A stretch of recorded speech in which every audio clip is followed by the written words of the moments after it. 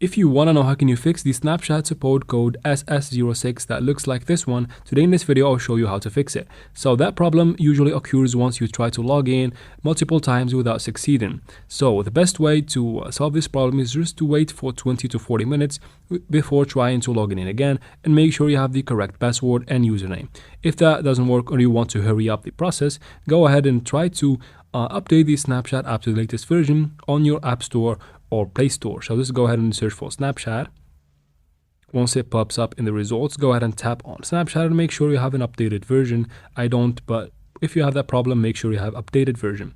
Once you're done from that, you can still do something else. You can go to the app settings of your Snapchat. You can do that on iPhone by going to settings, then general, then look for Snapchat and upload the app.